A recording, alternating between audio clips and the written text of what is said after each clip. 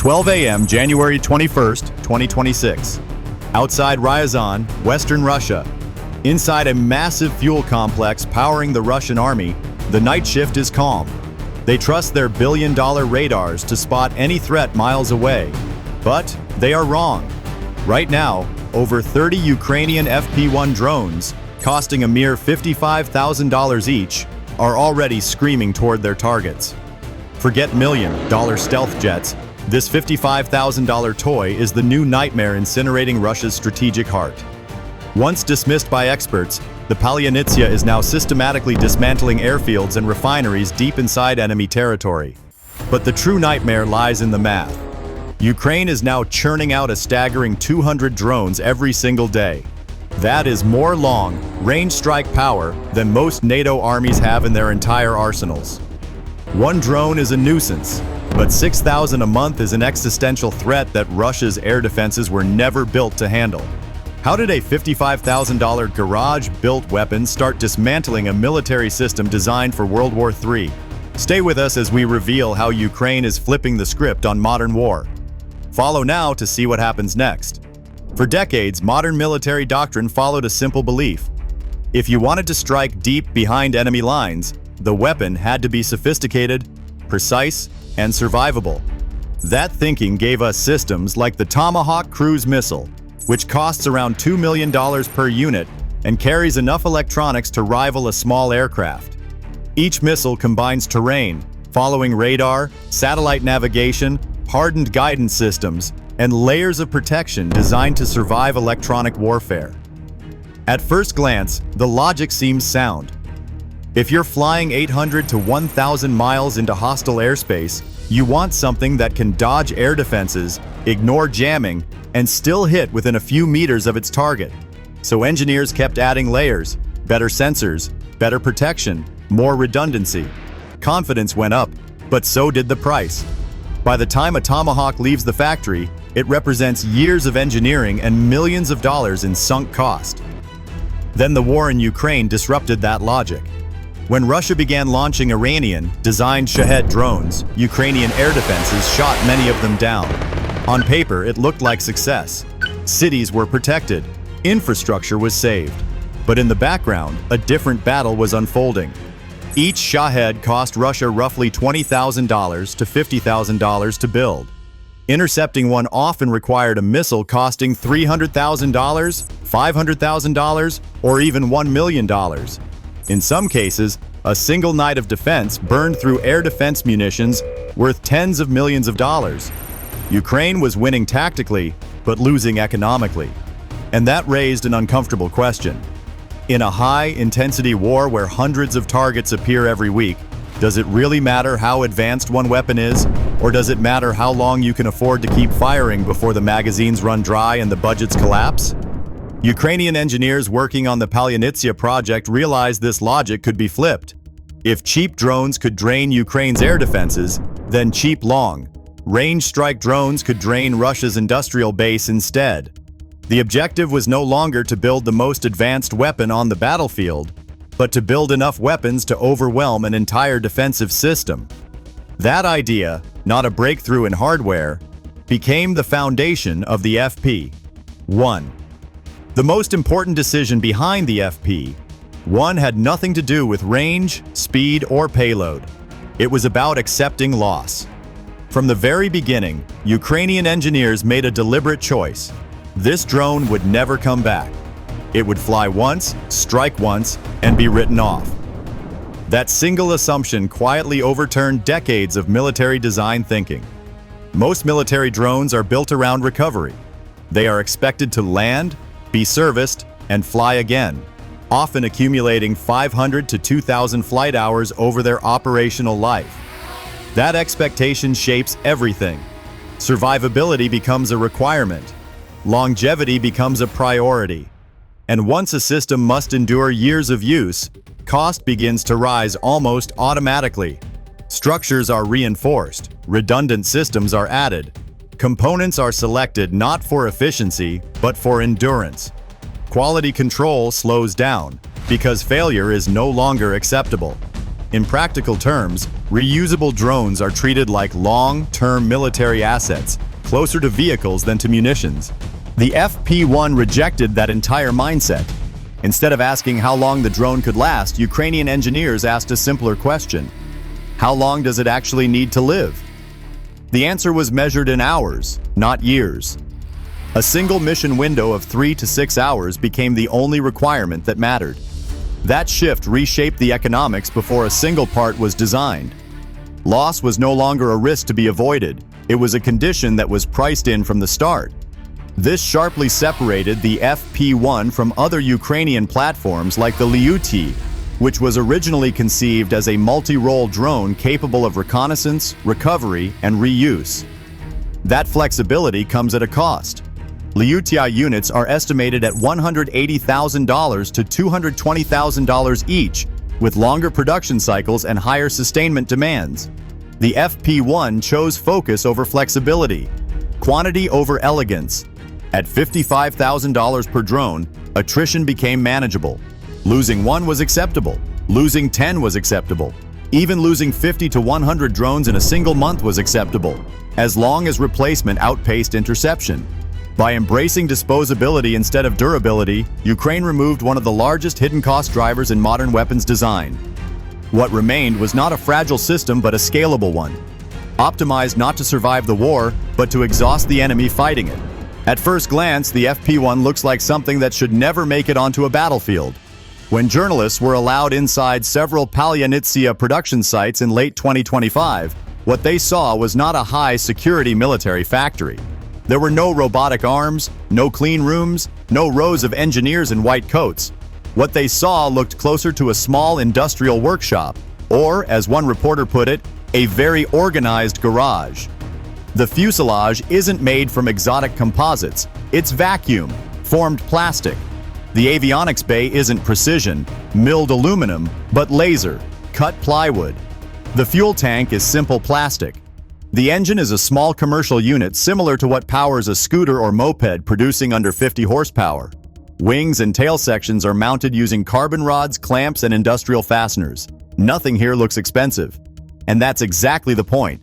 Because this drone only needs to survive one flight of 3 to 6 hours, everything beyond that is wasted money. As a result, an FP1 can be assembled in roughly 72 hours by technicians who do not need years of specialized training.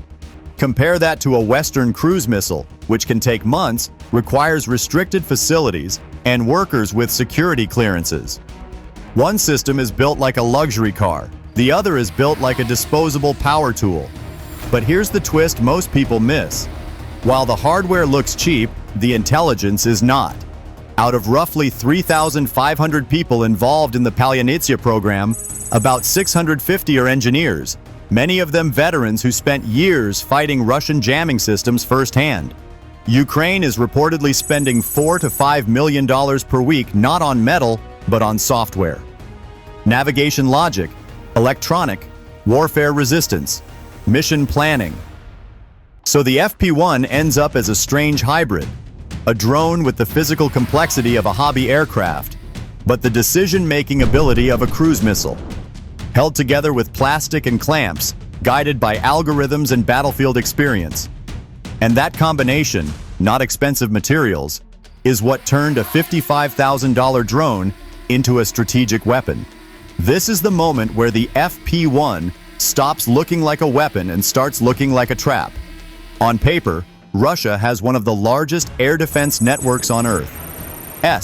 400 batteries, Panzer systems, radar belts stretching hundreds of miles. The kind of setup designed to stop fighter jets, cruise missiles, even ballistic threats. But none of that was built for what Ukraine is doing now. Ukraine is producing roughly 200 FP1 drones every single day. That's about 6,000 per month. Not all of them launch at once. They don't need to. The pressure comes from never stopping. There is no pause button for Russian air defense crews. Every night looks like the night before. More contacts, more alerts, more decisions. Now comes the uncomfortable math. An FP1 costs around $55,000. A single S-400 interceptor costs between $2 million and $6 million. Even at the lowest estimate, Russia is firing a missile worth 36 times more than the target it's trying to stop. Sometimes far more. And that's before counting radar vehicles, reload trucks, trained crews, fuel, and maintenance. Worse, the S-400 was never meant to fight this kind of threat.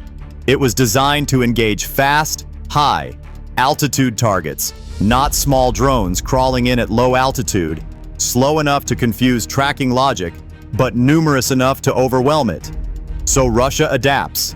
Panzer systems are added. Electronic warfare trucks roll in. Fighter patrols are launched. Machine gun teams are posted on rooftops. Each fix adds cost. Each fix adds manpower. And none of them scale. Because even if Russian defenses stop 90% of incoming drones, 10% still get through.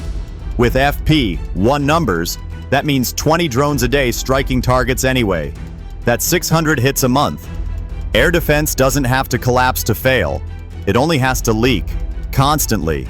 And this is where the system starts eating itself. Missiles are fired faster than they can be replaced. Crews stay on alert until fatigue sets in. Batteries meant to protect frontline forces are dragged back to guard refineries and factories instead. The shield doesn't break in one dramatic moment.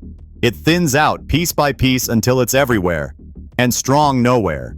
That's the real danger of the FP1. It doesn't defeat Russian air defense in a single dramatic moment. It forces it into a slow, exhausting war of endurance, one where every interception makes tomorrow worse than today. Once Russian air defenses were stretched thin, Ukraine stopped thinking like a tactician and started thinking like an accountant. The targets shifted. Oil refineries, fuel depots, compressor stations, and power hubs began lighting up across Russia's interior. These are not targets that win headlines in a single night. They are targets that quietly bankrupt a war effort over time. By late 2025, Ukrainian long-range strikes followed a pattern that was impossible to ignore. Facilities in Ryazan, Tuapse, Nizhny Novgorod, Samara, Tatarstan, and along the Volga energy corridor were hit repeatedly. Some sites were struck 3, 4, even 5 times within the same quarter. The goal was not permanent destruction. The goal was interruption, delay, cost. Roughly 60% of these deep strikes were carried out by FP1 drones. Each successful hit forced refining operations to shut down immediately. A single Midwich-sized refinery processes roughly 300,000 barrels per day. When one goes offline for just 10 days, the direct revenue loss alone can exceed $250 million before repairs are even counted. Multiply that across multiple facilities, multiple regions, and repeated strikes, and the damage compounds fast. Russia's oil and gas sector generates around $200 billion per year, accounting for nearly 40% of federal revenue. Ukrainian estimates suggest that by the end of 2025, sustained drone strikes had reduced Russia's usable refining capacity by 10 to 12% compared to pre-war levels. That translates into $20 to $25 billion in annual losses. Not theoretical losses, cash flow losses. But the damage goes beyond money. To protect these sites, Russia has been forced to pull S-400 and Panzer air defense systems away from the front lines and redeploy them around industrial infrastructure hundreds of miles from the battlefield. Every FP1 that drags an air defense battery back home leaves Russian troops at the front more exposed. This creates an impossible dilemma for Moscow. Defend the front and energy infrastructure bleeds. Defend the energy sector and the front lines thin out. There is no configuration where everything is protected. And because FP1 strikes arrive week after week, the pressure never resets. This is what makes the FP1 so dangerous. It doesn't seek decisive collapse. It engineers exhaustion. It turns Russia's most valuable assets into permanent liabilities, forcing the state to spend millions today to delay damage that will return tomorrow. The war machine doesn't stop. It just leaks money, fuel, attention, until something critical finally gives. To understand why the FP1 is such a problem for Russia, and such an uncomfortable surprise for the West, it helps to compare it directly with other long-range strike systems already in use. Start with the closest parallel.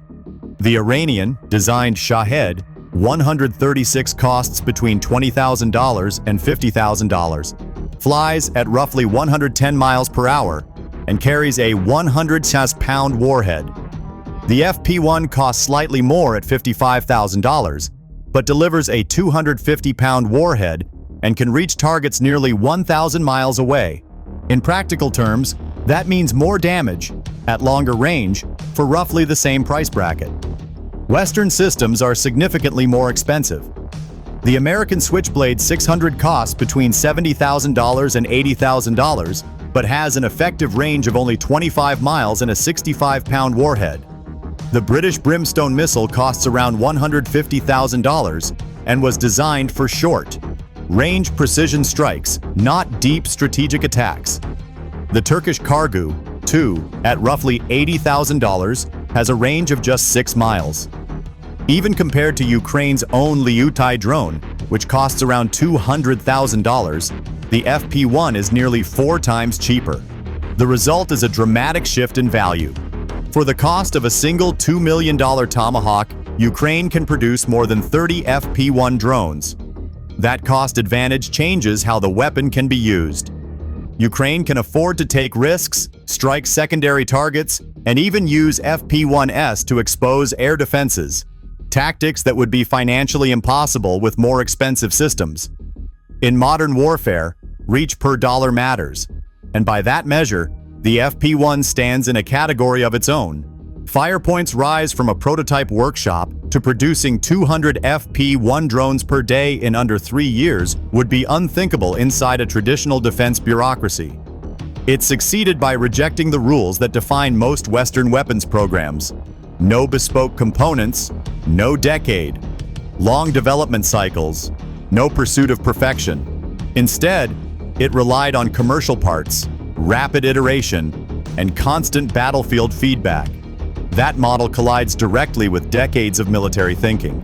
Western doctrine favored smaller numbers of exquisite systems, producing projects like the Zumwalt, class destroyer at $7.5 billion per ship, the Future Combat Systems program that burned $18 billion, and the Comanche helicopter, canceled after $7 billion without a single operational aircraft. The assumption was simple: superior platforms would outperform mass. The FP1 exposes the flaw in that logic. At $55,000 per drone, a $1 billion budget produces over 18,000 strike platforms, more than enough to saturate air defenses and revisit targets repeatedly. For Russia, the effect is both material and psychological. Constant FP1 strikes force air defense redeployments, exhaust crews, and erode confidence in systems like S-400 and Panzer S-1.